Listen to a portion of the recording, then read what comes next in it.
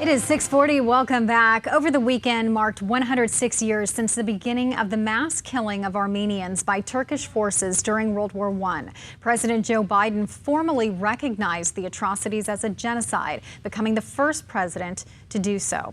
In a statement, he said, in part, over the decades, Armenian immigrants have enriched the United States in countless ways, but they have never forgotten the tragic history. We honor their story. We see that pain. We affirm the story. We do this not to cast blame, but to ensure that what happened is never repeated.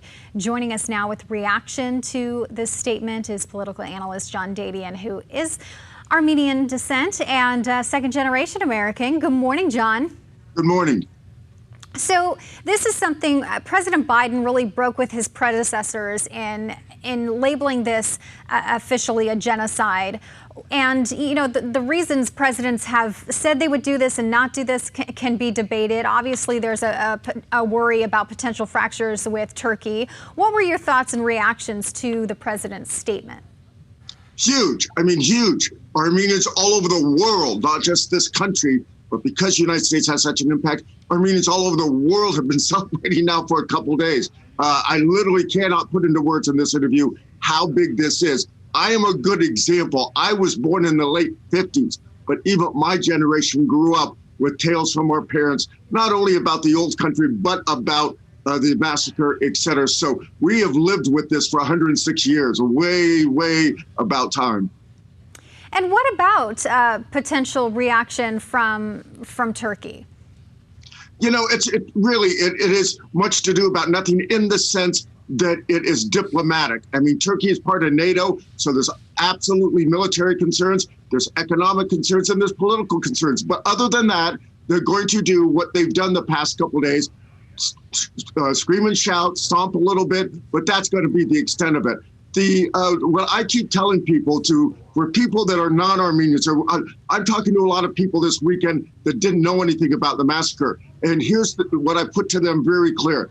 The issue is not the massacre. The issue is that Turkey does not admit that it happened. And to put it very clear to non-Armenians, what if the country of Germany denied the Holocaust happened? People all over the world would just go crazy. Well, Turkey denies the massacre happened. Now that the United States has recognized it, we can move on, but we can really only move on once they recognize it, and that'll happen sometime in the future. It may take another couple decades.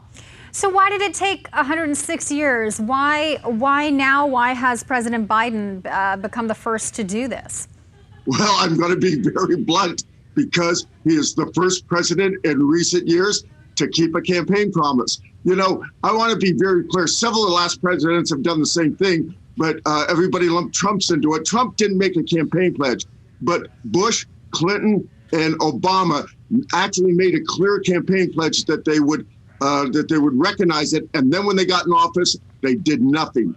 Some of the Obama advisors today, this past weekend, have said they regret now that they did not do what Joe Biden is doing today. A lot of people, Lauren, are surprised because of my personal politics that I don't agree with President Biden on quite a few issues. This weekend, I'm saying God bless America and God bless President Biden.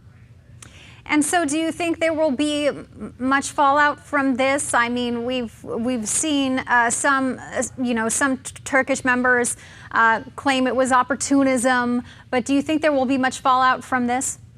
Well, I'm hoping what the fallout will be positive in the sense that several things can happen. And what I'm hoping to see is, although numerous countries before the United States have recognized the massacre and the genocide, meaning Russia and many large countries in Europe and the Middle East, I'm hoping that a few other countries who haven't recognized it yet now will feel comfortable with the United States being as large as it is, that they'll go onto it.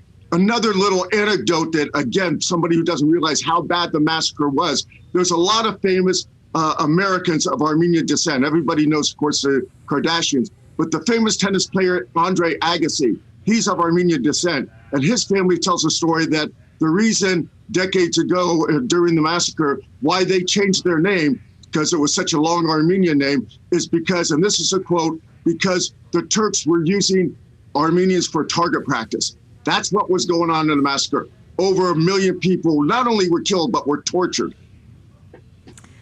Well, a big move and a first. John, thank you so much for the insight this morning and for joining us. Really appreciate it. Thank you very much. Take care.